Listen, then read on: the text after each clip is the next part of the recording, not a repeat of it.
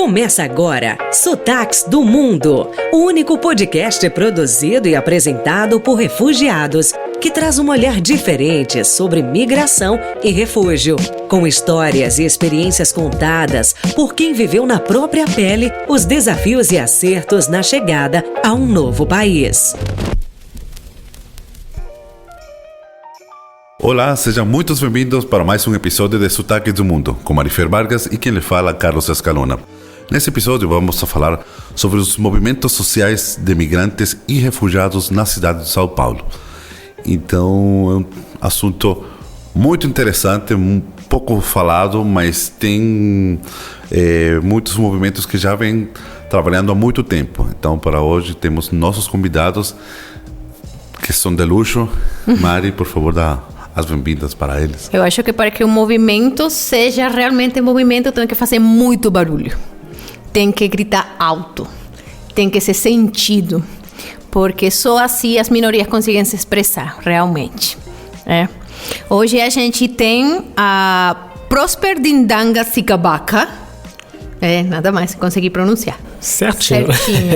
Tá? Ele é da República Democrática do Congo, ativista, formada em Relações Internacionais, especialista em Geopolítica e Estratégicas.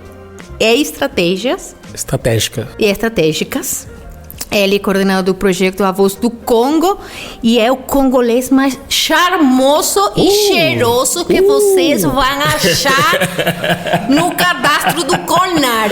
Opa! Legal, né? Eu sei, você sabe que eu falo assim de você. Eu sei, de verdade. Não é porque eu quero você muito. Não, de verdade. É verdade mesmo. Por onde você passa... Deixa. Pois é verdade. E temos a Alex André Vargem, sociólogo, doutorando em Ciências Sociais da Unicamp, bacharel em Ciências Sociais pela PUC de São Paulo, diplomado sobre o direito dos refugiados pelo International Institute Humanitarian Law da Itália, é membro do Comitê Ético de Pesquisa do Instituto Federal da Educação, Ciência e Tecnologia de São Paulo. Assim que a gente tem que falar, nos siglas. É assessor da Comissão de Direitos Humanos, Migrantes e Combate à Xenofobia do Conselho Estadual de Defesa dos Direitos da Pessoa Humana de São Paulo. Há mais de 20 anos atua com os migrantes e refugiados africanos na cidade de São Paulo. E é o rei momo da bateria da escola da Unicamp. Gente, com esse currículo, o que falta, gente? É de tudo, né? Sejam muito bem-vindos, meus queridos. Sejam muito bem-vindos a este podcast, a este experimento, a este invento que a gente faz dar certo só com a ajuda e a participação de cada um de nossos amigos, que são vocês. Eu que agradeço. Estou muito feliz de estar aqui com vocês aí, ver esse projeto, né? Logo que eu voltei da viagem, lembro que você me convidou, eu falei, vamos que vamos, né? Então, isso aí mostra que a gente está crescendo, a gente está sendo cada vez mais... Tá conseguindo. Eu não gosto de usar muito essa palavra integração, né? Eu acho muito. Mas a gente tá conseguindo fazer as coisas rolar, entendeu? Aí, parabéns pelo projeto Sotaque do Mundo. Vamos abrindo janela para a gente entrar. Tá levantando muros, a gente abre porta. Com certeza. Não, a gente derruba essa porta, esse muro, né? Então a gente passa. Tem força demais. Com certeza. Bom, agradecer aqui o convite, né? Felicitar aqui o projeto, né? Então, parabéns, Marifer, Carlos, né? É de suma importância um projeto como esse, Voz dos Imigrantes, protagonismo imigrante, né? Refugiados, né? Nesses espaços. E também um prazer estar aqui com um grande irmão de luta, Prosper, que eu conheço de um bom tempo aí, desde quando chegou no Brasil. E não pude escolher melhor dupla. Um grande parceiro aí também da militância, né? Um irmão aí que a vida deu também, né? Estamos sempre aí nos bons momentos, nos momentos difíceis, né? E estamos aí sempre, né, nos apoiando, né? Uns aos outros, né? Aí num sentido amplo aí. Então, obrigado e parabéns pelo projeto. A gente que fica muito agradecido por vocês estarem aqui conosco hoje. Hoje eu me sinto muito protegida. Tenho 3 caras lindos e charmosos no podcast hoje. Não consigo ficar desprotegida hoje, né? Bom, expliquem para a gente o que são os movimentos sociais, no caso dos migrantes e refugiados pela luta contra o racismo. Eu gostaria que o Alex primeiro eu vou com o Alex. responda isso, porque o Alex é o grande testemunha dessa história toda, né? Exato.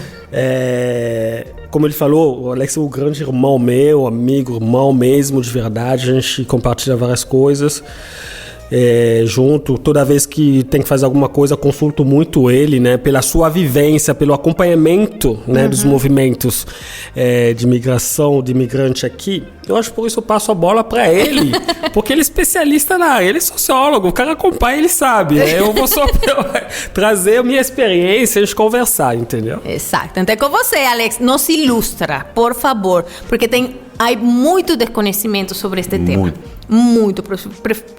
Enormemente. Obrigado, Prosper. Obrigado, né, os colegas pela pergunta. É uma pergunta importantíssima, né? Aviso para todos pegar caderno e caneta, por favor.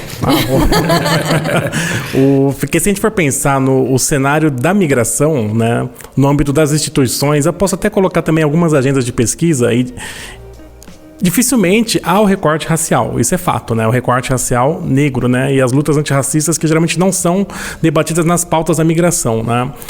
E se a gente considerar o Brasil, que tem um histórico, né, de mais de 350 anos de escravidão, e os resquícios estão presentes, e a abolição da escravidão foi em 1888, inclusive 13 de maio, fizemos aí 134 anos da abolição da escravidão, né?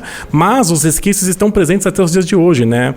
Que a gente vai pensar na questão de acessos, defesa, garantia de direitos humanos, né? Ou o que se chama hoje, que está em voga, que é o racismo estrutural, né?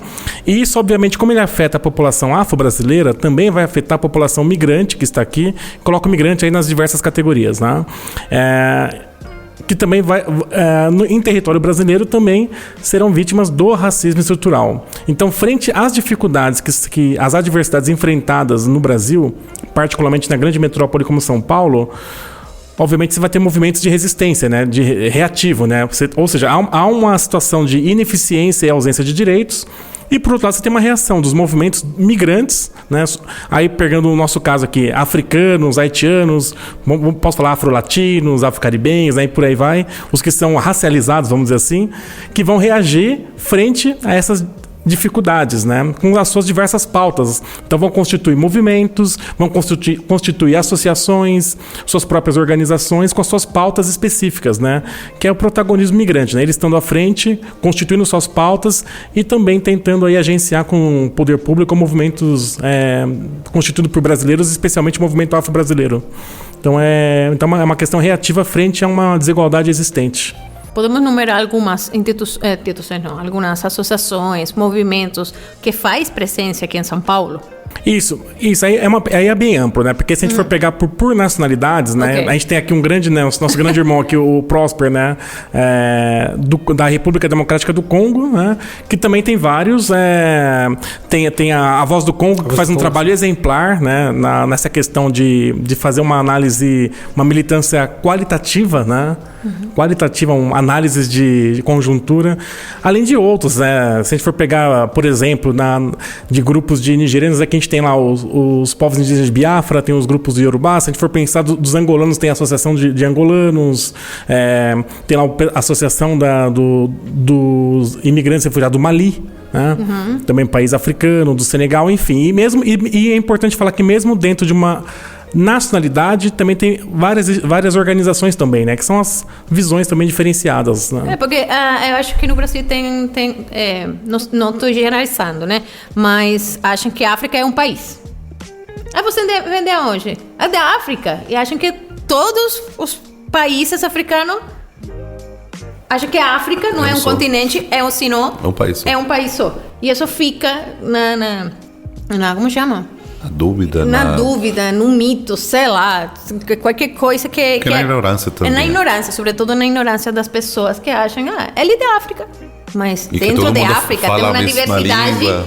Não lembro quantos países tem dentro do continente, mas você consegue distinguir a diferença cultural entre cada país. Como na Latinoamérica, temos vários países e cada país latino-americano, além que a gente fale só espanhol, temos culturas bem diferentes dentro de cada um de nós. Então, o mesmo acontece com o continente africano. E isso é muito desconhecido pela gente.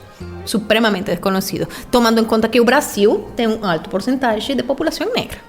E não conhecer ou não saber de onde, na raiz mesmo, vem, é uma falha grande.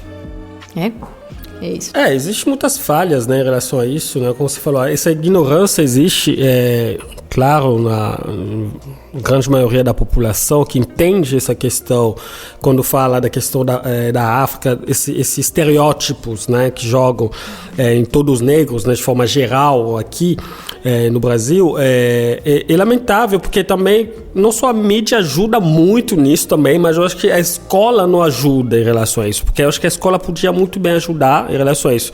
Você sabe que em todos os povos, os únicos povos que são identificados pelo seu continente diretamente são os africanos, né? Da mesma forma, quando você vê um cara negro, você já joga ele africano, né? Igual eu encontrar, por exemplo, o Alex lá em Paris ou em Madrid, sei lá onde, não vou jogar que, cara, você é latino-americano, só vou jogar, cara, você é brasileiro, você é venezuelano, você é chileno, você é fulano e tal.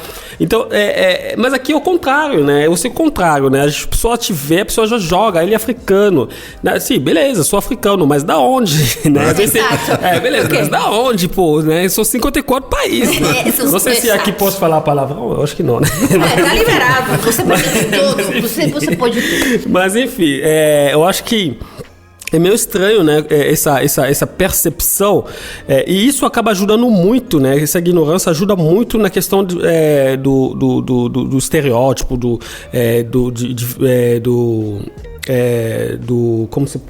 vitimismo, não vitimismo, né, seria a palavra, mas do preconceito, né, e acima de tudo isso, você acrescenta também a questão da pessoa que vem como refugiado, imigrante, e muitas vezes refugiado, além do estereótipo de ser africano, de vir do continente africano, que as pessoas pensam que a gente vive na selva, né?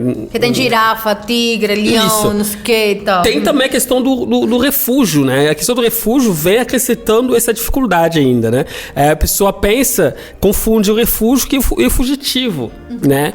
Eu lembro que eu trabalhava em algum lugar, várias coisas aconteceu, claro, né? Tipo, na época. Uma vez inclusive ontem eu tava te contando essa história. Eu até lembrei.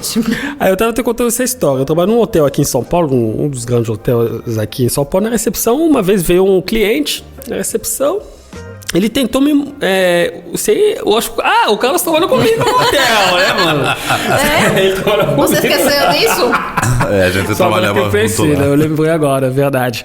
Aí veio o cara, você sabe que ele havia lotado, né, a recepção, e no momento de fazer o check-in, o cara perguntava se aonde eu via, da onde eu venho, a gente morava numa árvore. E aí, cara, lá na África vocês moram numa árvore? Aí eu pensei, falei, putz, qual resposta dá pros caras? Sem ser demitido. Sabe quando você... Como eu posso dar conta sem ser demitido? Tô nem aí. Depois daquele hotel eu tenho vida, né? A gente tá aqui, né? Então isso que importa. Mas eu pensei em responder na altura, né? Aí na hora passou segundos assim, tal, uns 3, 4 segundos. Aí eu falei, sim, realmente a gente mora em árvores, né? Tipo, tem várias árvores e a gente tem uma árvore. Aí alguma coisa passou na minha cabeça, eu falei, você sabe como que eu cheguei aqui? Você sabe como que eu cheguei aqui no Brasil? Aí ele falou, não, mas me conta, como que você chegou e tal? Aí eu falei, sim, você sabe, a árvore vizinha minha, o embaixador do Brasil mora naquela árvore. Aí eu tive que conversar com ele, pra ele me ajudar a vir aqui, entendeu? Aí de vez em quando a gente brinca com os filhos dele, né? Aí o cara ficou sem graça, né? Tipo, foi... Mas isso existe em vários lugares, as pessoas perguntam se talvez os africanos comem carne, comem frango, sei lá, ok. Então são coisas que eu pessoalmente não ouvi, mas pessoas, né, que já me falaram perguntando dessa forma, né? Tem muita pessoa sem noção, faz essas perguntas... bem ignorantes. Por isso eu preciso derrubar esses muros, né? Não, mas a gente precisa de uma marreta para isso. Com certeza. Com certeza. Uma pergunta, Alessandro. Como é que um grupo se forma para fazer um grupo? E se aqui em São Paulo tem alguma lei que ampara a criação desses grupos sociais de refugiados, migrantes? Se a gente pensar do ponto de vista da Lei de Imigração de 2017, né, ela permite aí, considera os imigrantes, né, no geral, como sujeitos de direitos. Então, a liberdade do associativismo, né? Então, a formação de grupos, né, é contemplada por lei, né? Não só a lei de imigração, mas pegar aí o direito civil, né, enfim, de se fazer associativismo. Então, aí no caso, tem todo esse processo, né? Primeiro, consolidar um grupo, né? Consolidar um grupo coeso. A gente sabe que as diferenças existem de ideias, né? Mas o grupo ele tem que ser um grupo coeso para formar estatuto, né? CNPJ. Tem as assembleias, né? Enfim, né? Não é uma coisa simples, que nós juntamos nós 4 e já somos um grupo. Não, tem um processo. Isso, tem todo um processo, uma formalização institucional, né? Depois tem a questão do cartório, tem taxas, né? Para que esse grupo seja coisa. A maior dificuldade hoje de imigrantes refugiados aqui, não digo só africanos, né, mas dos diversos países, em montar associação aqui no Brasil, a maior dificuldade é constituir uma engenharia financeira para manter suas atividades. Essa é a maior dificuldade. Ao longo desses mais de 20 anos, vi muito grupo que nasceu, mas vi muito grupo que morreu, né? A pessoa monta a associação hoje, tá todo mundo feliz, mas passa 2, 3 anos, há um desestímulo. Por quê? Enfim, tem questões de ordem pessoal, né? De consensos, dissensos, mas também tem a questão do momento da vida. Às vezes a pessoa não quer mais estar no ativismo, enfim. E a principal questão é não constituir uma engenharia financeira, não consegue financiamento, né? Isso é um fator que desestimula também o associativismo, né? Porque geralmente os grandes orçamentos ficam com as grandes organizações que são geridas por brasileiros. Então, e geralmente o acesso a esses mecanismos de financiamento, né, é difícil. E nós temos que pensar que o terceiro setor é um setor de disputa também, né? Não vamos romantizar o terceiro setor, né? O terceiro setor, a gente tem a disputa de editais, de financiadores. Às vezes é o mesmo financiador que 4, 5, 6 instituições estão disputando ali, né? E onde ficam as organizações de imigrantes ali? Sim. Elas não podem ser subalternizadas, sim, secundarizadas. Elas têm que também estar à frente também. E existe algum tipo de velo, de desconfiança, entre aspas, dos financiadores para investir nas associações migrantes? Eu não conheço, não, eles não são daqui, eles podem ir embora, sei lá, esse tipo de coisa, sabe? Porque o brasileiro vai confiar em brasileiro, né? Mas confiar no outro, aí fica como, sei lá, não sei. Porque já ouvi, assim como a própria falou, vocês são refugiados porque estão fugindo. Você chegou aqui, tá um tempo e fuge pro outro. Nossa, cara, não é assim, não. Não é nesse sentido. A gente não quer isso. A gente não vem para isso. É uma questão interessante, né? Você colocou, Marifer, nessa questão de financiamento, né? Então, nós temos aí, geralmente, as fundações, né? Ou instituições aí que são ligadas a multinacionais, enfim, que financiam projetos, né? O que, nas últimas décadas, nós tivemos pequenos avanços no poder público com editais. Antes eram editais que só financiavam, né, projetos de brasileiros. E nos últimos anos colocaram lá também questão de imigrantes também, para serem contemplados. Então, no poder público, acredito que seja mais fácil essa negociação, né, mediar esse processo, né? Editais, por exemplo, das secretarias de cultura municipal, estadual, né? Então, há uma certa... uma porta que se abriu, vamos dizer assim, né? Uhum. E esta representação migrante, indistintamente do país, faz muito peso ou faz muita presença no âmbito cultural das cidades, né? Sempre tem atividades culturais, sempre aquela diversidade para ser conhecida, porque é o diferente, o distinto. E aí o brasileiro, que é curioso, gosta de conhecer, gosta de perguntar, de experimentar. A gente que se dedica na gastronomia, a gente que se dedica na arte, na dança. Então, sempre é, de algum jeito, muito bem representado, porque tem muitas pessoas que acham, dentro desses contextos, dentro dessas atividades, um jeito de sobreviver aqui no Brasil. Muito empreendedorismo culinário, muito empreendedorismo cultural, com respeito a não conseguir também se encaixar em um trabalho formal, né? Um trabalho seletizado, como fala, né? Mesmo, nesse sentido.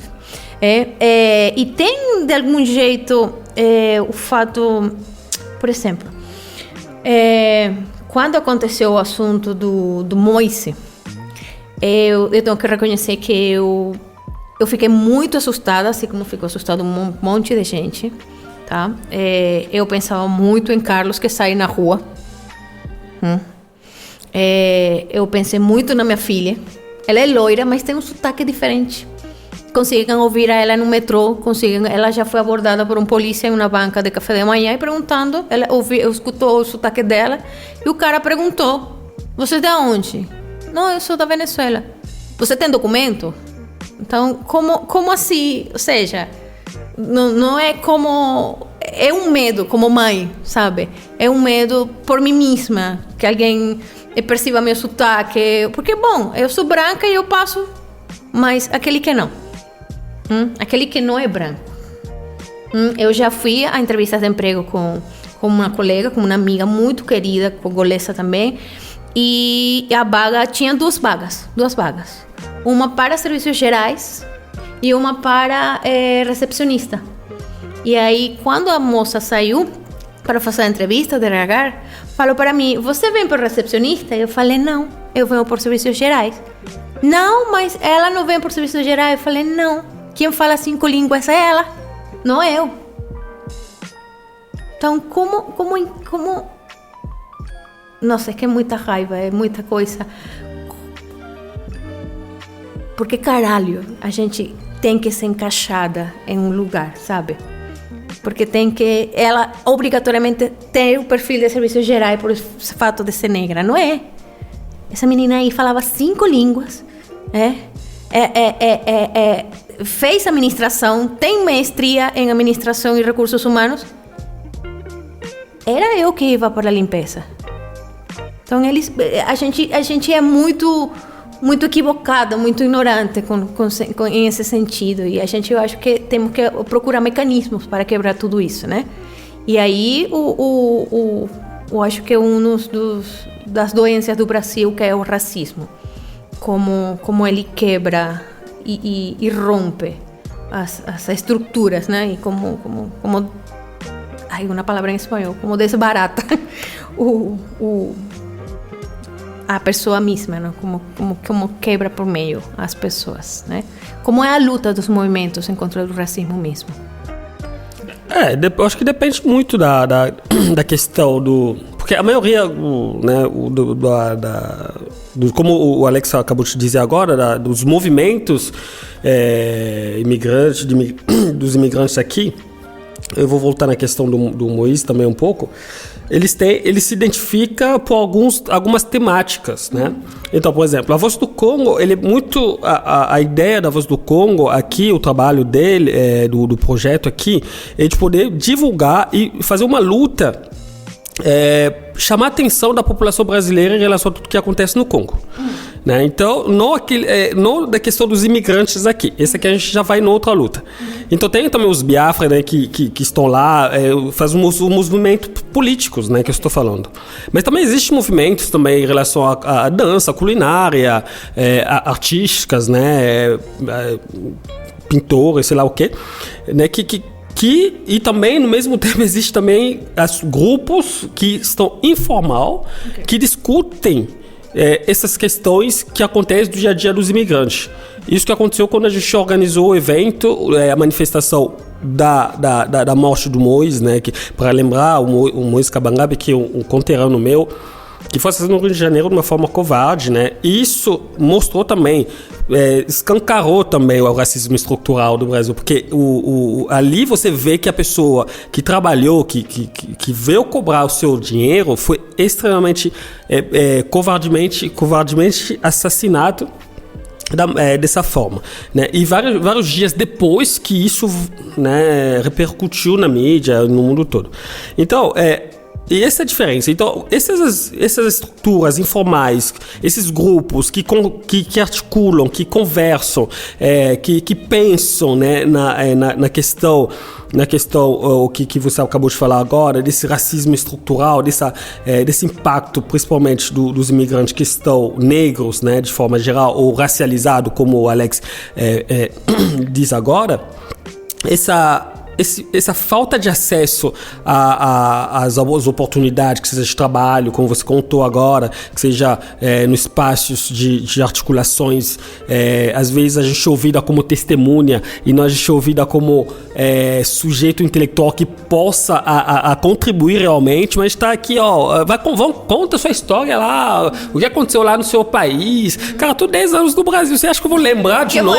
Eu tenho interesse de falar do que aconteceu comigo? Não tem interesse, não. Agora a pauta é outra, a gente tá vendo outra questão, a gente tá aqui para melhorar a situação também, entendeu? Por isso eu falo, imigrante ou refugiado não tá aqui para só tirar, ele tá aqui para contribuir, para somar. Pra somar. Isso, justamente. Então o movimento, voltando um pouco ao assunto do movimento do Mois, aconteceu espontaneamente, e lá eu acho que a Alex vai falar um pouquinho também sobre isso. Eu vi que realmente nós temos essa força. Nós como imigrantes, se juntarem, nós temos essa força. Eu não sei se vocês viram a manifestação que foi em São Paulo, foi uma das se não for a maior manifestação do Brasil todo, né?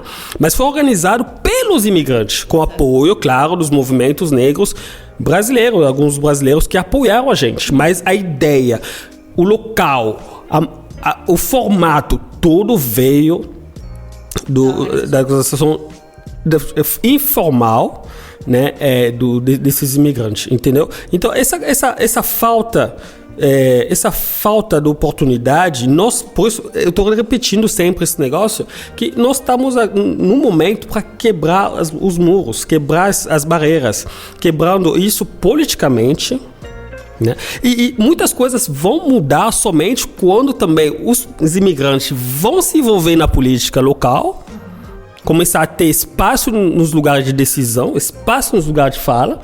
Então, por exemplo, esse podcast, para nós, está sendo uma oportunidade de trazer essas questões políticas, trazer essas visões e começar que a população sente que uma pessoa que vem no Brasil como refugiado, estrangeiro, possa chegar também nos lugares de fala, nos lugares de decisão. A gente está no momento de pensar sobre isso.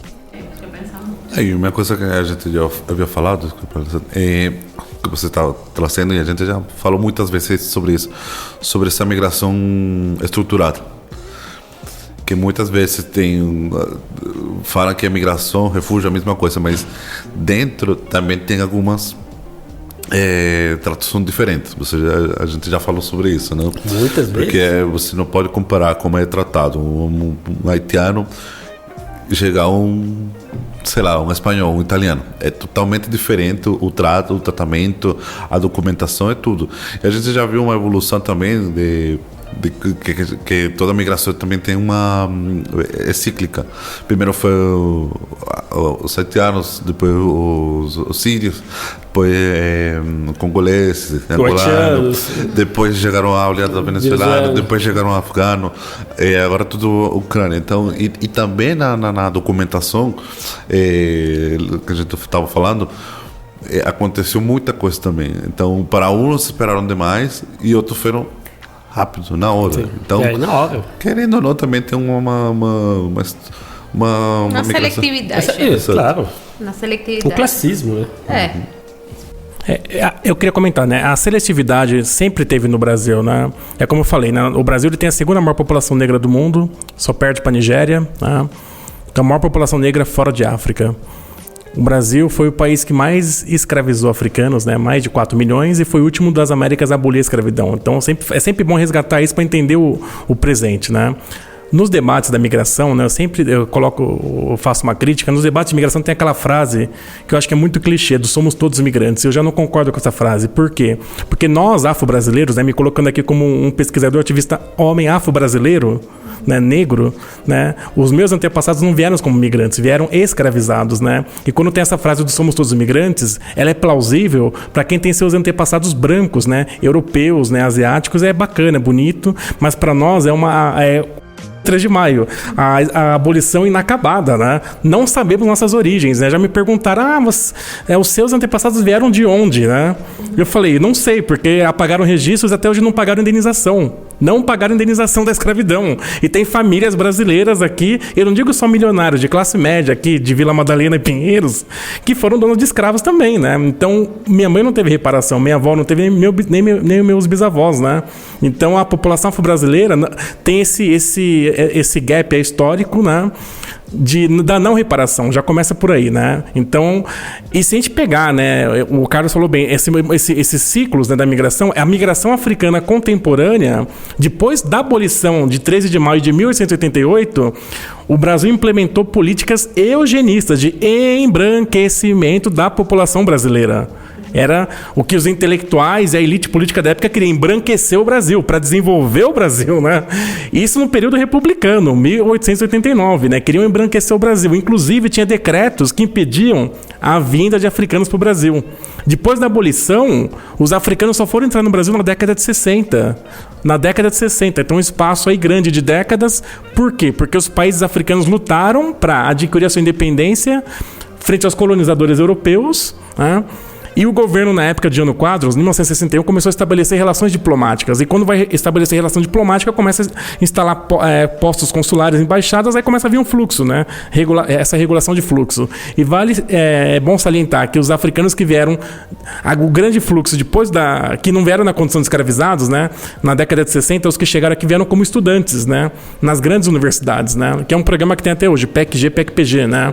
Estudante de graduação, pós-graduação. E aí é importante também, né? Pegando o que o Próspero comentou, essa violência, esse racismo estrutural, essa xenofobia, então ela acontece, como eu falei, né? A população afro-brasileira sofre, a população africana ou migrantes negros no geral também, né? Corpos migrantizados, racializados, né? E é importante falar que o que aconteceu com Moise no Rio, ele é produto também de diversos casos que foram também negligenciados, né? E nem todos os casos foram mediatizados.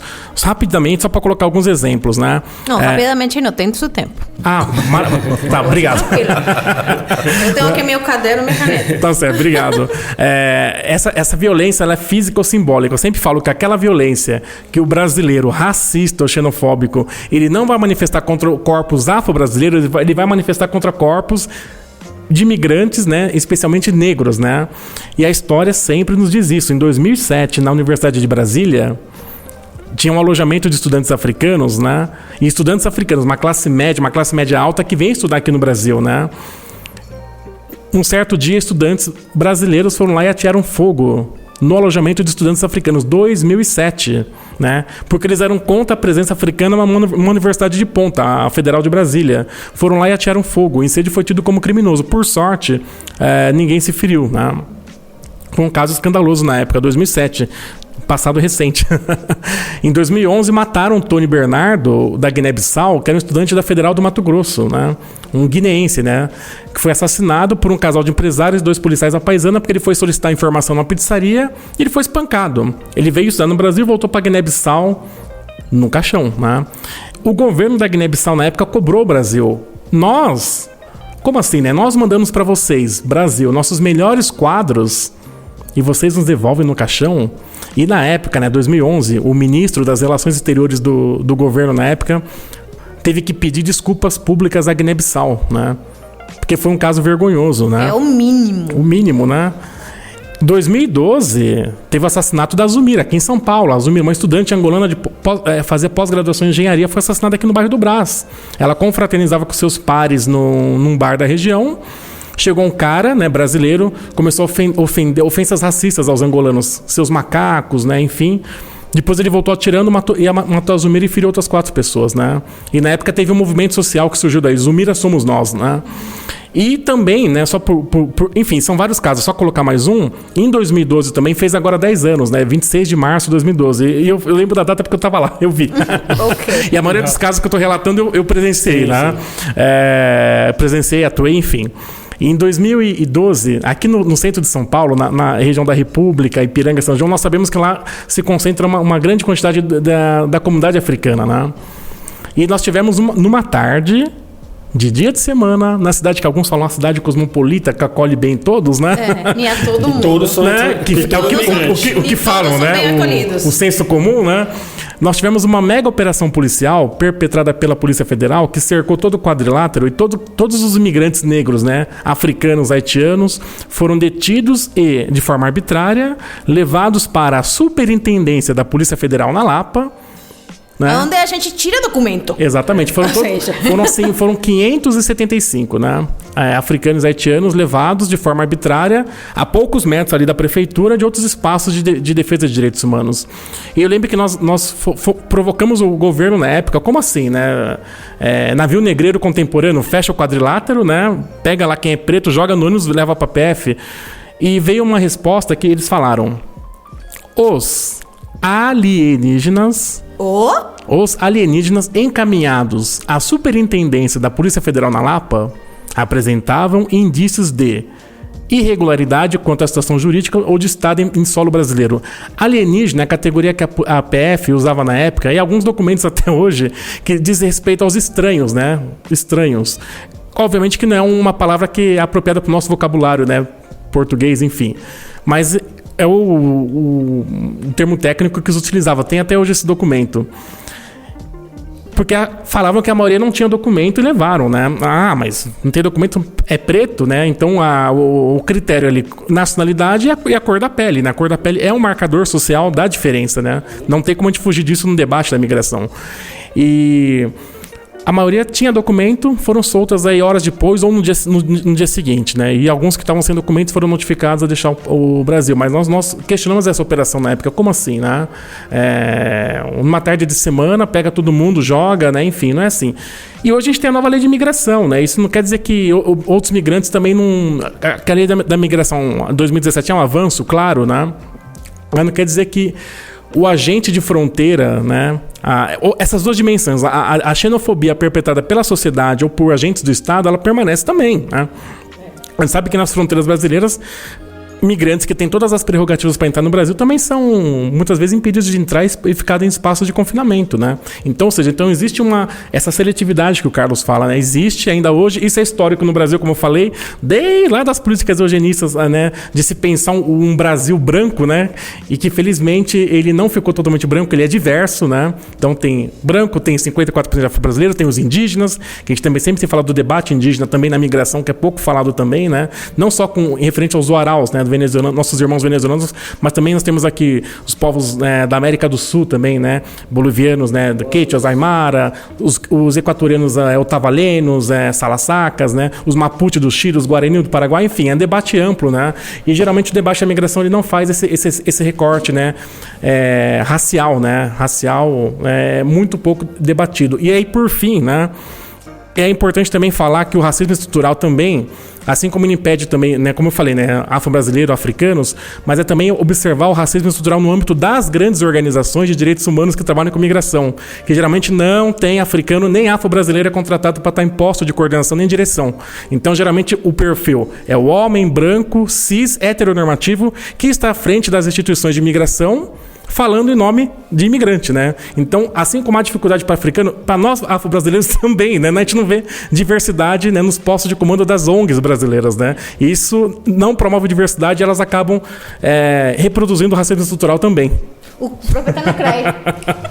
O profeta não crê. Toma água, amado. Bebe água. Não, mas está super certo, é verdade. Você vê essas instituições e a maioria são pessoas brancas que nem conhecem, só como a gente sempre fala, só conhece pela teoria. Os problemas, os conflitos dos países pela teoria. Então é interessante, porque não tem essa diversidade que muitos falam, mas não tem dentro de casa. Sim. Entendeu? Eu acho que essa questão que o Alex acrescentou agora é muito importante, né? Eu acho que a gente já discutiu várias vezes sobre isso, o espaço, o lugar de fala, né? É muito importante e eu né, sem poder puxar o saco do CRAE aqui, né? Mas eu acho que é uma das poucas organizações que você vê que a presença do imigrante está movimentando a casa, né? É muito raro, é muito pouco. Você não vê esse acesso em várias estruturas, né? Do terceiro setor, como o Alex acabou de dizer agora. Eu acho que está no momento de que as pessoas que trabalham diretamente na ponta podem entender essa questão, né? Quem é o melhor para entender ou para falar de imigração se não for imigrante? Exato. Quem sabe orientar, quem melhor sabe orientar os partos da Polícia Federal? Que é aquele que faz fila lá, que luta por agendamento, que manda embora porque faltou o xerox da página 5 da carteira de trabalho e, sei lá, e o carimbo não se vê bem no cheiro do passaporte. E manda embora e a gente tem que esperar 6 meses mais para ser agendado. Ou porque faltou tonterias. Ou aquele que não conseguia alugar uma moradia digna e decente, recém-chegado no Brasil, porque você tem que apresentar a carteira assinada, os últimos 3 solerites e referência e um fiador. Sim. Cara, tô chegando, sabe? O sea, não tem como.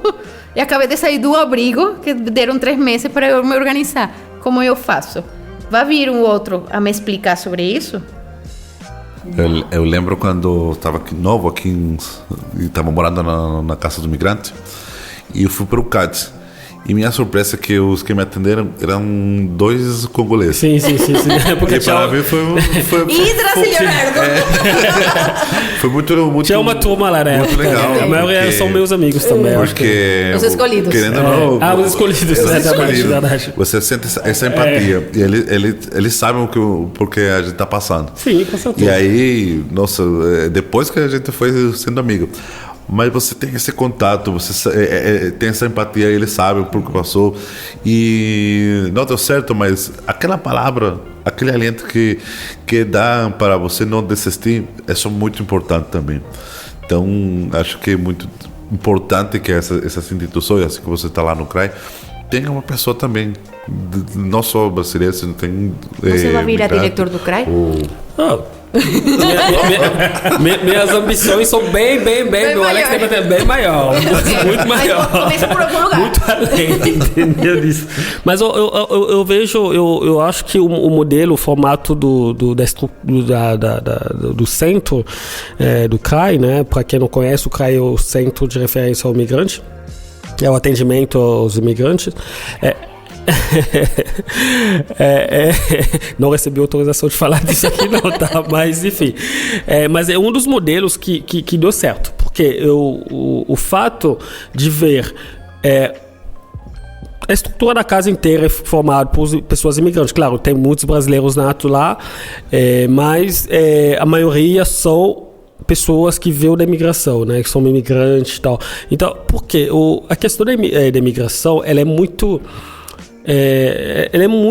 aqui no Brasil ela é muito bizarra, não só no Brasil, acho que no mundo todo, né? Porque a imigração primeiro no Brasil a imigração é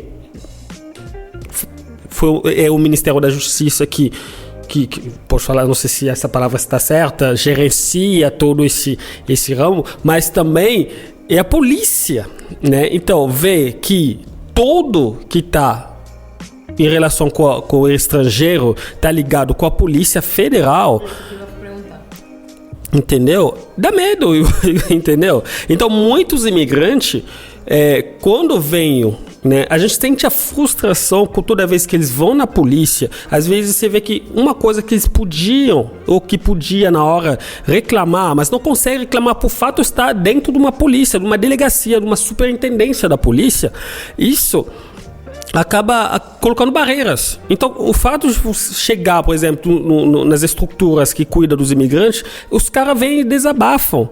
Mas eu fui lá, fui maltratado, não fui maltratado, isso, aconteceu isso, as pessoas não olham na minha cara, tal, o atendimento é péssimo, tal. Sem contar que todo o pessoal que atende a documentação é terceirizaado. Sim, não tem isso também. Não tem nenhuma ligação direta com a Polícia Federal mesmo, entendeu? São pessoas terceirizadas. Mas o fato de estar numa polícia, né, e numa delegacia de polícia, as pessoas ficam, né, constrangidas, né? E isso acaba gerando uma frustração realmente, as pessoas... Por isso eu falo sempre, o trabalho do terceiro setor, né, das ONGs, das estruturas, assim, é também de capacitar o pessoal, de falar que, olha, o Brasil é um país democrático de direito, entendeu? Mas o país é um país democrático de direito, cara. Né? Aqui a democracia funciona. A gente sabe que funciona dessa forma, mas a gente, pelo menos eu que veio do Congo, eu acho que vocês que veio da Venezuela, com certeza a gente vê realmente. De comparar, isso, então a gente vê muito que aqui você pode reclamar seu direito, pode demorar, mas você tem direito a reclamar. A gente nunca viu um político sendo preso na Venezuela. Jamais. E a gente um dia ligou o televisor, a TV, e o dia 23 de dezembro estavam levando um cara que foi governador, idoso, assim, em bengala, a Polícia Federal. Amigo, você tem conta com a gente? Pode subir na viatura? Gente, que isso? Era um político, foi um governador do estado e está sendo preso. Lá é um assunto... Impensável, inimaginável. Né? Isso dá como uma esperança na gente? Pode ser? Dá uma sensação de que eu acho que pode funcionar a democracia. O Brasil tem muitas dificuldades, tem realidade, dificuldade também, mas eu acho que tem algumas coisas que, né, a questão de garantir suas liberdades, de reclamar de suas liberdades. Se você se sentir ofendido, você pode ir à justiça também cobrar, né? E você consegue. Então, eu estava falando que eu acho que o nosso papel também é disso, de poder capacitar o pessoal, né? Capacitar, dar a informação correta. Ó, cara, você chega lá, você vê que seu papel tá tudo ok. Ó, você tem direito a falar, pô, tá tudo ok, cara. Tá tudo ok, entendeu? O que você quer? Faltou o papel. Realmente, será que faltou o papel? Você vê que realmente está escrito que lá falta esse papel? Né? Tem pessoas que chegam na polícia, a pessoa nem olha o papel dele, não, tá errado, volta, e a pessoa não tem como reclamar. Exato. Ou pega a si mesma, faz de tudo. Esse problema. Então, aí você vê que a pessoa volta e fala, mesmo, tá tudo certo aqui. Mas é porque faltou um I aqui. Ou porque o acento do meu nome está aqui e no meu certidão de nascimento não tem. A pessoa não consegue. Então, eu acho que capacitando o pessoal e poder defender seu próprio direito. Olha, eu tenho direito a fazer isso. Entendeu? E não aceitar qualquer abuso. Entendeu? Eu acho que esse papel é muito importante. Então, a presença nas estruturas, né, das ONGs, a estrutura que acompanha a questão da imigração, também de colocar as pessoas imigrantes para poder também dar esse impulso, dar essa força. Né? Eu lembro quando eu cheguei no Brasil, a gente não tinha espelho. Né? Eu não tinha espelho. Então, eu falo pro pessoal, para a maioria do pessoal que eu conheço, a gente, né, na época, em 2013, Alex, a gente abriu o caminho de várias coisas, entendeu? Tinha muitas coisas que estavam fechadas aqui, entendeu? A gente conseguiu abrir o caminho. Então, a gente apanhou muito, mas a gente abriu o caminho. Hoje, as pessoas que chegam, pelo menos, encontram a gente também. Tipo, pô, aqui como que eu faço? Não, faz isso. O caminho tá aí, é isso. Você já fizeram um caminho das pedras. Opa, com certeza. Por exemplo, a revalidação do meu diploma levou quase 3 anos, cara, entendeu? E hoje eu vejo que a pessoa consegue em 1 ano e tal.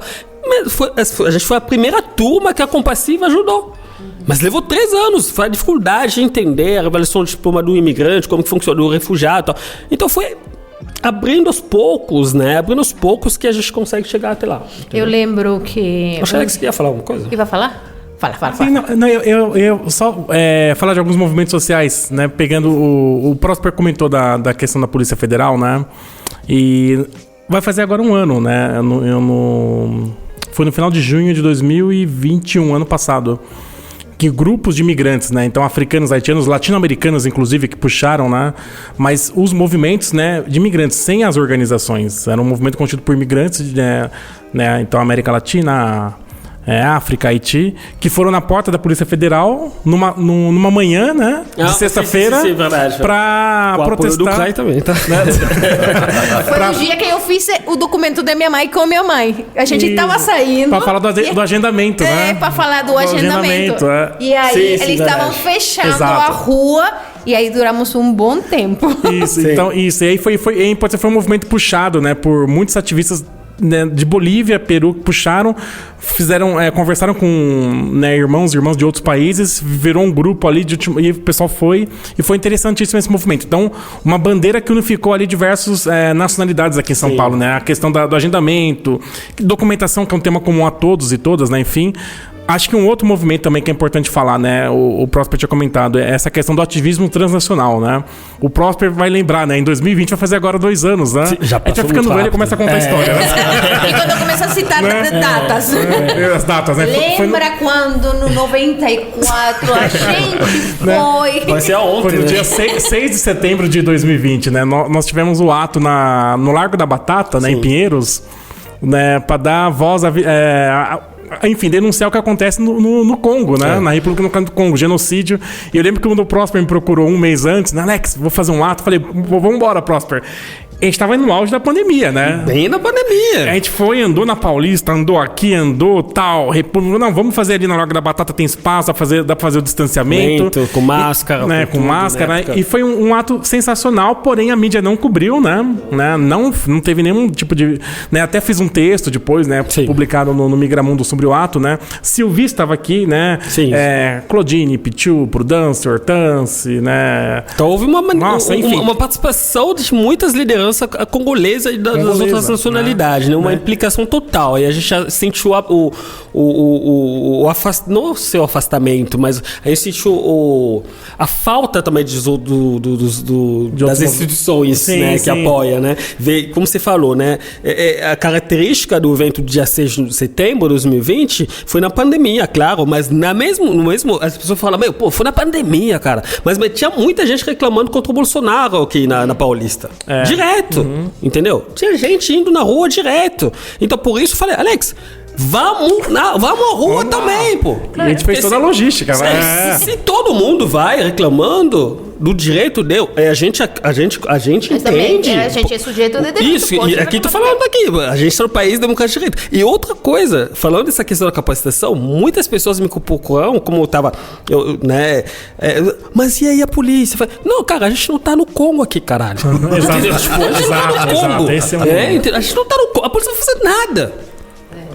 A gente tá aqui respeitando tudo. E aí?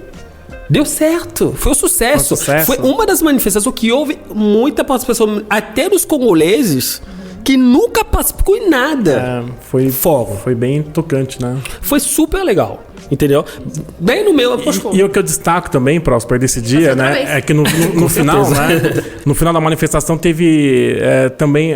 um ativismo transnacional, mas que também dialogou com pautas globais. Então, por exemplo, no final, todos nós temos o Black Lives Matter, né? Ajoelhados no chão com um punho, né? E houve até envolvimento dos brasileiros que estavam passando, né? Os curiosos, né? Foi um ato muito Vidas legal, negras importam. Esse foi fundamental. Então, esse ativismo transnacional é importante, que geralmente... Não é pauta de muitas organizações, a mídia também não cobre, né? Só mais 2 exemplos, né? Ano passado também um grupo de Biafra foi na porta da CNN na Paulista. E, como eles falaram, Alex, já que ninguém fala do que está acontecendo lá no nosso território de origem em África, nós vamos na porta da CNN. Eles foram no dia de semana, marcharam da República, subiram a Augusta, entrou ali, tava um sol de 30 graus, foi, vamos embora, gente. Mas era mais de 300, né? Chegou na porta da CNN, não, eles vão ter que falar o que acontece no nosso país para a sociedade brasileira. Quando chegou lá, o que fizeram? Fecharam a porta na cara deles, né? E aí entender também qual que é o papel da mídia, né? A gente tem uma mídia que ela é brancocêntrica, eurocêntrica, que ignora as pautas do sul global, né? A grande mídia geralmente ignora, né? E quando passa segundos, né? Então, ou seja, há esse ativismo transnacional que é importante de migrantes refugiados que aqui estão de vários países, né? Para denunciar o que acontece no país de origem. Por fim, só para pegar o caso do Moise, né? Do Moise foi um caso interessante, que a gente estava lá também na organização, né? O Prosper Lima, a gente estava lá, montou o grupo e tal. E o diálogo com os movimentos negros brasileiros, né? Os movimentos negros brasileiros geralmente têm outras pautas, né? Então, a pauta do combate ao genocídio, contra o genocídio da população negra brasileira, cotas, né? Ações afirmativas nas universidades, a Lei 10.639, que é a implementação da história e ensino da África em escola e universidade, enfim.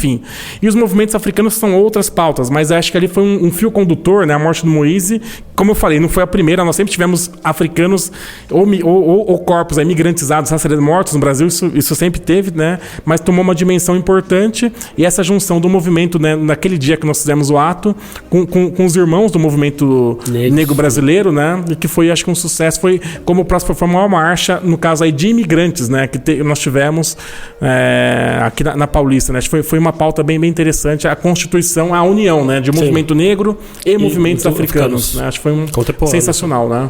Legal. É uma aula. É uma cátedra. Cara, vem da Unicamp, não Nossa. tem como menos, né? Fico aqui, nossa. Fala para o DP contratar. Opa, com certeza. DP, contrata Alex, por esse é um favor, prazer, né, colocar no sociólogo curso da- de Direito. Gente, é muito tecido para cortar, é muita coisa para conversar, é bastante... Não, e que é uma coisa que não é falado. Né? É muito Não é pouco falado. Não é Só é falado assim com pessoas específicas, pesquisadores, pessoas que estão dentro dos movimentos, mas você da migração do refúgio, você escuta muitas coisas. Mas desses movimentos, não sei por que ninguém As fala. camadas dentro da migração e do refúgio não são faladas. Fica meio escondido. Esse é um porque- detalhe importante, né, que o Carlos está trazendo, né? No caso, assim, aí falando, enfim, particularmente da minha trajetória, né? Como eu falei, no debate da migração, geralmente é um universo branco que está debatendo, inclusive na própria academia, né? E eu já venho dos movimentos negros por parte da minha mãe, da minha família. O Prósper conheceu minha mãe. Opa. Fazia agora 3 anos que ela fez a passagem, né? Tava lá o Prósper junto com muitos irmãos. Almoçou lá, que junto em casa. Almoçamos junto, né? Conheceu mamãe. Muitos irmãos foram lá prestar homenagem, vai fazer 3 anos agora, né? Os irmãos migrantes. E então da minha família, particularmente, que já estava envolvida com os movimentos africanos nos anos 70 aqui no Brasil, na década de 70. Minha família sempre teve circulou como o movimento negro também circulava nos movimentos africanos, né? Eu fui criado nesse espaço, né? Então eu Não falo tem como fugir, né? né? Não tem como, Não de jeito tem. nenhum, né? Então A eu não sou vida só o foi pra pesquisador você. que tô lá, pesquisou, coletou dado, publicou, vai embora e tchau, né? Que é essa coisa do objeto de pesquisa que eu detesto esse termo, né? É militância, é a serviço da pauta, né? Então o pessoal procurou, o Próximo procurou aquele de Alex, vamos fazer o ato no Lago da Batata, vamos embora. O pessoal da comunidade X procura, vamos embora. Então, acho que é isso. Você conhece a palavra não posso agora? A gente acaba se envolvendo, Ok, né? A gente vai não se conheço, envolvendo e pra mim é isso. Porque a gente teve, como eu falei, no nosso caso da população afro-brasileira, a gente teve esse elo cortado, né? E eu acho que a forma de estar juntos com todos os imigrantes, mas particularmente com os irmãos de África, é tentar recuperar esse elo diaspórico que nos foi cortado, né? Com certeza. Não sabemos nossas origens. Isso é uma dor, é uma ferida aberta. Não saber de onde veio meus antepassados, né? Hoje a gente tem o teste do DNA, que a gente pode pagar pra saber lá, mais ou menos da onde você veio, de qual região do mundo e tal. Mas isso foi cortado. Então acho que estar em contato, para mim particularmente, é tentar resgatar esse elo diaspórico que nos foi negligenciado historicamente pelas elites brasileiras. Caramba! Nossa, quando você estava falando do que por que o processo documentário, tudo que tem que ver com a migração tem que ver com a gente tem que ir na Polícia Federal. Eu lembro que quando a gente tocou fazer a renovação do documento, eu fui até a escola da Miranda e falei assim, olha, ela não vai vir amanhã porque a gente tem que ir para a Polícia Federal. A professora, ela me puxou assim por um lado e falou, você tem problema com a polícia? Falei, não, a gente não tem problema com a polícia. É porque nosso documento, a regularização do nosso precisa passar documento, pela polícia, né? para a gente virar permanente nesse país, a gente tem que ir para a polícia. Como assim? Não, é na Polícia Federal, lá na Lapa. Tipo, não é no Poupa Tempo? Mas não é lá no Poupa Tempo, você vai tirar o RG. Não, a gente primeiro não tem RG. A gente tem RNM e tem que ser renovado depois de 2 anos. Dentro da mesma escola, existe desconhecimento também com respeito à documentação, né? Mas eu lembro que a professora ficou assim, a Polícia Federal, vocês têm problema com a polícia? Não, a gente não tem problema. A polícia... então isso... Eu acho que isso é um assunto... Temos que trazer a delegado. Delicado. Não, eu acho que é delicado. Mas eu acho, assim, desculpa a minha ignorância, Alex, mas eu acho que isso vem de um histórico muito atrás. Porque, lembrando da Constituição não do 88, antiga, que tudo era pela ditadura militar, logicamente que tem que fechar as portas, que tem que cuidar de quem vem de fora. Então eu acho que isso, uma das coisas que ainda marcou ou deixou na cultura brasileira é no meu olhar, que acho que fica isso. Não sei se estou certo ou não, me desculpa se estou errado, mas eu acho que muitas coisas de migração que tudo filtrado pela Polícia Federal vem dessa época. Ainda assim que depois com a nova Constituição do 88, mas fica assim, porque eu acho que em outros países você não tem que ir a polícia, você tem outros... tem organismos de migração que cuida, né? Que não é a polícia, né, de fronteiras que cuida, federal. Acontece isso, aí ela foi lá na escola e falou, a Polícia Federal, nossa, tem problema. Não, mas o que você está falando, na verdade, o que você está falando é muito importante, porque assim, essa questão, né, legalmente, eu acho que mudou depois da nova lei da imigração, né, essa forma de ver o estrangeiro como estranho, como invasor, como alguém que vai, né, que estava colocado na lista da segurança pública, uma coisa assim. Por isso, mas eu acho que em 2017 foi? Né, a nova lei de imigração? Maio de 2017. Maio de 2017. A lei tentou mudar, reverter isso. Vai fazer 5 anos agora. A lei tentou reverter isso, mas na prática não tanto, né? Mas isso, né? Hoje em dia o imigrante não é mais visto como dessa forma. Mas o fato, eu sou muito crítico o fato de não ter uma estrutura independente que não seja ligado à polícia. Né, claro, pode ser. O CONARE, por exemplo, é uma estrutura do Ministério da Justiça que cuida da questão dos refugiados. Podem montar, não sei, mas a gente está aqui para dar ideias, né, justamente. Tem que ter uma estrutura neutra que não esteja ligado ou ligada. Por isso que eu falo que pode ser sequelas. A polícia, a questão da polícia, né? Entendeu? Porque a polícia, você fala a polícia, imediatamente vem aquela sensação de persecução. Que o pessoal de que você está devendo, de que você está sendo perseguido, de que você tem que prestar conta, sei lá. Então, vamos dar um exemplo. Você vem no país cuja violência policial foi muito forte, você chega no país para pedir asilo, seu refúgio. Aonde você vai? Na polícia. Eu cheguei em 2013, eu fiz meu pedido de refúgio.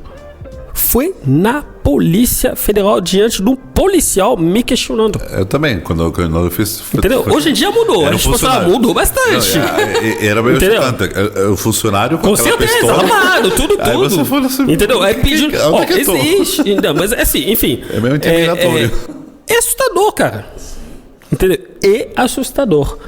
Hoje em dia não existe mais isso, porque o Conselho CONARE mudou, claro, né? Mas, Alex, pode falar. É interessante esse debate, porque se a gente for pegar hoje o Comitê Nacional de Refugiados, CONARE, está no Ministério da Justiça, mas não é só o Ministério da Justiça, a nomenclatura. É Ministério da Justiça e Segurança Pública. Né? E a gente sempre tentou se desvencilhar desse olhar de imigração e criminalização. Tem até um termo que alguns utilizam, né? Crimigração, que é a junção de crime e imigração, né? E geralmente, então, qual o olhar, né? O paradigma que o Estado brasileiro tem da migração? Antigamente, né, nós tínhamos lá o Estatuto do Estrangeiro, a lei do governo militar, né, com restrições de liberdades civis aos imigrantes aqui, mesmo não estando em consonância, né, como o Carlos colocou bem, né, em relação à Constituição Federal de 88. Então nós tínhamos uma Constituição cidadã e ao mesmo tempo operava uma lei retrógrada, né, enfim. E aí temos a lei de imigração hoje, né, bom, né, foi um processo da mobilização da sociedade civil organizada que se mobilizou. Só que ainda também nós temos algumas questões que não avançaram também, né, que se a gente for pensar em lei de imigração. Porque nós não tivemos anistia nos últimos anos para imigrantes em situação irregular. O que é anistia? O migrante fica com uma dívida com o Estado brasileiro e ele tem que pagar essa dívida para se regularizar. Nós tivemos anistias no governo de Fernando Henrique Cardoso em 1998, né? Nós tivemos anistia em 2009, eu lembro de 2009 no governo Lula que nós atuamos bastante, fazer mutirão. Vamos pro chão, chamar os imigrantes para tentar regularizar aqueles que não tinham seu documento. E, ou seja, geralmente as anistias eram a cada 10 anos, já passou mais de 10 anos. A última foi em 2009, já estamos em 2022, não tivemos anistia. Então, eu sempre falo que, fora isso, as taxas também na lei de imigração, talvez porque a lei também ela é constituída de diversos setores em disputa. Ao mesmo tempo você tem setores progressistas, mas também tem setores conservadores também na formatação da lei. Então, a lei acaba saindo um pouco de tudo ali. Nós sabemos que hoje um imigrante em situação irregular paga, né, por dia R$100 de multa, né? R$100 de multa. É uma taxa caríssima, podendo chegar até 10 mil. Depois tem que ver com a Defensoria Pública da União, enfim. E eu sempre falo que falar de imigração no Brasil, né, de estruturas, de leis, Isso é importante. Os avanços e os retrocessos caminham lado a lado. Os avanços e retrocessos. Ao mesmo tempo que avança várias pautas, ao mesmo tempo retrocede muitas pautas. Nós avançamos com a lei, mas não tivemos anistia. Avançamos com a lei em vários pontos, né? Artigo 3, 4, entre outros, mas também tem taxas aí absurdas, né? Então você tem lá, né, diversas situações que, enfim, né, que precisam de aperfeiçoamento e monitoramento, né, de todos, né? Quando a gente fez o episódio das políticas públicas, eu perguntei para Manuela Santujo, por que a gente não está permitida de votar? E aí, como foi que ela respondeu? É que os migrantes não são a intenção de voto dos políticos. Não é um número grande. Não vai fazer muita diferença. E isso me chocou, sabe? Ou seja, a gente vive aqui, a gente faz uma vida, a gente paga imposto aqui, a gente faz tudo neste país, nesta cidade. E porque é que eu entendo que é um assunto de lei, tenho que me naturalizar para conseguir votar. Eu aceito isso. Mas por que em outras escalas eu não consigo votar? No meu município, no meu estado. Se eu faço vida aqui, se eu convivo aqui com brasileiros convivem comigo, o mesmo imposto que paga meu vecino João, eu pago. Eu pago energia, água, transporte igual que ele. Eu desfruto dos mesmos serviços que ele, porque é que eu não posso decidir também quem vai a regentar ou quem vai a governar o espaço onde eu convivo, né? Então isso me deixou chocada, que não é um número grande. Posso comentar, professor? Pode. Só pegando. Não, é interessante essa questão do direito ao voto, né? Porque aí na minha avaliação, né, nós temos tem que mudar a Constituição, né? Uma emenda constitucional, né? E para permitir o direito ao voto de imigrantes. Então é mexer na Constituição. Então eles chamam de PEC, né? Um projeto lá de emenda constitucional, né? E mexer na PEC, na Constituição, a gente sabe que é difícil porque depende do Congresso Nacional. Nós temos lá mais de 500 deputados, depois tem o Senado, enfim. Quatro terços, três... Uma gente. Isso. Se em tempos de governos ditos progressistas a pauta não avançou, então obviamente essa pauta no Congresso não vai avançar agora com um governo conservador retrógrado, né? Então se o momento que se tinha, que era, se a gente pensar aí 7, 8, 10 anos atrás, não avançou, né? Então isso é difícil essa pauta avançar. Mas o que eu acho interessante, trazendo para o campo, para o chão, né? Eu sempre falo que migração é chão, né? Observar aí as tendências do chão para tentar fazer essas análises de conjuntura. E hoje a gente está vendo, né, como o Próspero mencionou, muitos migrantes, né, vocês aqui são um reflexo disso, são um pequeno extrato de toda essa complexidade, dessa representatividade e diversidade existente, que estão indo para cima das esferas institucionais do poder público, né? É conselho municipal, é conselho estadual, né? Ou falar direto com o poder executivo, né? Sem precisar de conselho, enfim, é ocupar esses espaços, né? Então, se por um lado, ao mesmo tempo que há o retrocesso do não direito ao voto, mas por outro lado, estão aí cravando espaços, né, em instâncias do poder público, né, com poder de voz e decisão, porque como o Próspero bem colocou, migrante não era visto só como um sujeito, né, formulador de políticas públicas, né? Era sempre, ainda hoje visto, né, como poder sujeito, público ou para as ONGs. O coitadinho, a cesta básica, tchau. Coitadinho. Vamos tirar foto, vamos tirar foto. O sujeito subalternizado, né? E acho que é entender que não são vítimas passivas à espera de ajuda. Acho que a partir de quando migrantes, né, de vários países ocupam esses espaços, simbolicamente é um recado que vocês estão dando ali, né? Nós podemos falar por nós, podemos também decidir formular políticas públicas, não só ser o objeto. Só para finalizar, faz o quê? Mês passado, se não me engano, teve um encontro aí de conselhos e comitês de refugiados, de imigrantes no país todo, e eu estava lá assistindo, né? Eu só vi um imigrante de conselhos de mais de 26 estados do Brasil. Eu falei, mas o que é isso, né? Então, cadê a presença migrante? Então, acho que é isso. O caminho é esse, né? Não fale de nós, fale conosco. Exatamente, né? Como muitos irmãos aqui falam, nada sobre nós sem nós, né? Então, mas acho que é isso. Acho que as tendências que a gente está observando aqui, particularmente no município de São Paulo, é tentar esses espaços estão sendo colocados, né? O Próspero está no CRAE, né? Mas nos conselhos, no Conselho de Estado, enfim, esse recado. Podemos também formular políticas públicas, também somos especialistas, não estamos aqui só para dar testemunho. Exatamente. Somos objeto de pesquisa. Para fazer um TCC. Com certeza. Né? Oi, tudo bem? Aqui fulano, sabe? O seu número foi indicado por fulana. Eu tô finalizando o meu TCC. Você responde. Você pode me responder 5 minutinhos como foi que você chegou no Brasil? Pode falar rapidinho. Como que foi? Como que você chegou no Brasil e tal? Alô, tu no metrô, menina? Não dá. Eu também, eu não respondo. Assim, quando eu vejo, tipo, eu acho que tem certas coisas, não que a gente está contra a pesquisa, né? Mas eu acho que tem certas coisas que a gente tem que avançar, né, nos debates. Uma coisa que você falou muito importante aqui também, muitas pessoas têm que saber disso. O Brasil recebe muito poucos imigrantes. Então, se você vê os números dos imigrantes aqui, é muito pouco, nem 1% da população brasileira. São mais os brasileiros fora que os migrantes. Então, os dados da imigração brasileira é muito maior que da imigração aqui no Brasil, entendeu? Tipo, são poucos imigrantes aqui. Então, ver esse país continental, da proporção, tamanho... Quase mais de 200 milhões de habitantes. O Brasil não recebe imigrantes, não recebe estrangeiros, né? Entendeu? Tipo, quando eu falo estrangeiro, eu tô falando da questão da imigração que seja... que relaciona a refúgio ou a imigração normal, né? Exatamente. Gente, eu não tinha uma aula tão interessante desde que eu cursei geomorfologia aplicada quando fiz faculdade. Mas, nossa, que aula! Que papo tão gostoso e tão bom.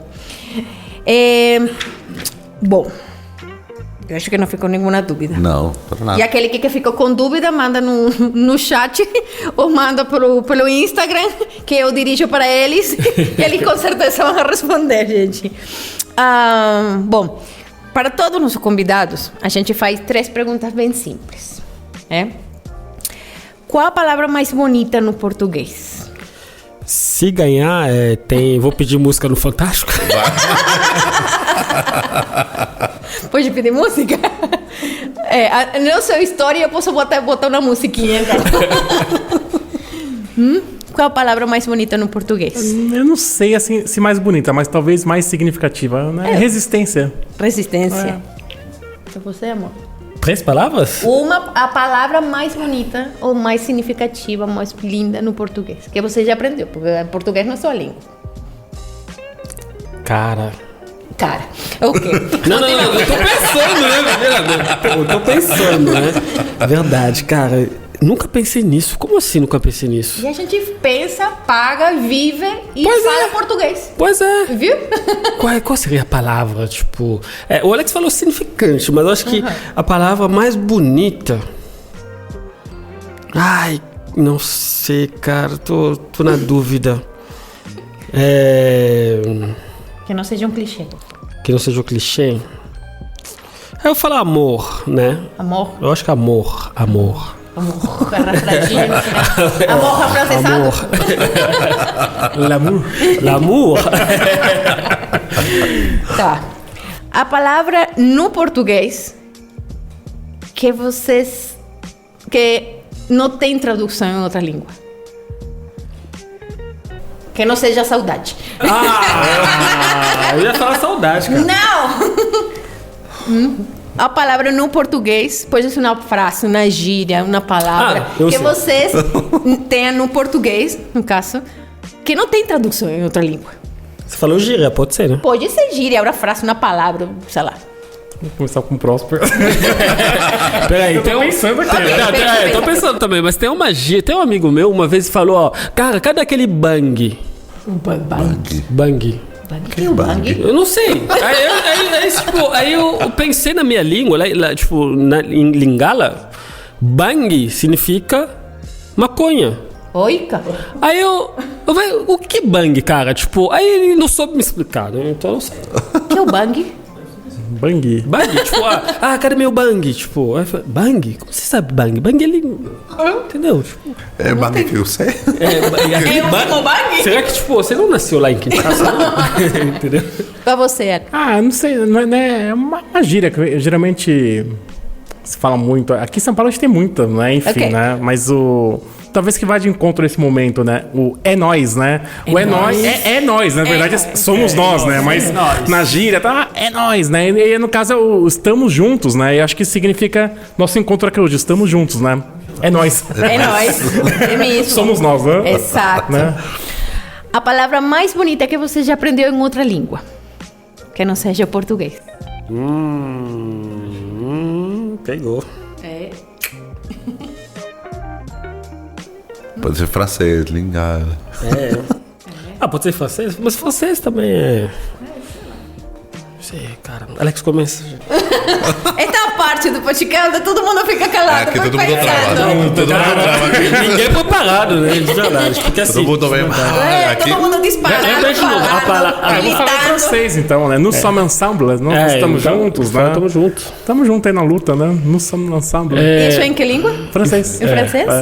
Então pode ser uma outra língua? Pode ser, não tem problema nenhum. Pode ser uma gíria? Pode ser. Então tá. Cara, assim, eu fui pra Inglaterra agora, né? Tipo, aí eu vi lá muito pessoal falar cheese. É tipo bye também, né? Bye cheese. Cheese. Aí eu vou falar cheese. Bem informal. Se der É informal, tipo, aí eu pergunto, o que é cheese? É tipo bye, né? Ok, bye, tchau. Cheese. Aí eu vou falar também cheese. Cheese. Opa. Carlos tem uma palavra que não tem tradução, é a favorita do Carlos. Fuleiragem. Fuleiragem? Em português? Isso aí. Fuleiragem? Nordeste. Fuleiragem. Fuleiragem, é estranha, né? E como o podcast ele chama Sotaques do Mundo, e você em São Paulo consegue ouvir realmente quase que todos os sotaques do mundo. Você vai no metrô, você tá na Augusta, tá na Paulista, tá na República, tá na Polícia Federal, tá no CRAI, tá em todo canto, você consegue escutar muitos sotaques diferentes. E aí a gente fecha com o seguinte: Alex, seu sotaque é de onde? Aqui de São Paulo mesmo. São Paulo São mesmo? Paulo, capital. São Paulo capital. E o seu, Prosper? Pessoal, vou deixar vocês escolher. Deixa aqui. Descobri, ó. Sotaque de Kinshasa. Minha cidade, ó. Gente, muito obrigado, Alex, Prosper. Obrigado por vocês virem para cá, toparam essa loucura, ser Prosper que nós temos. Muito agradecido pela cátedra. Nossa, muita informação que muita gente não conhecia, nós particularmente. E seja muito bem-vindo, que não seja o primeiro nem o último. Então, de verdade, um forte abraço a vocês. Obrigado a vocês que estavam assistindo, que escutaram. Um forte abraço. O Sotaques do Mundo chega até aqui. E até o próximo capítulo. Tchau, tchau, gente. Tchau, gente. Tchau. Até.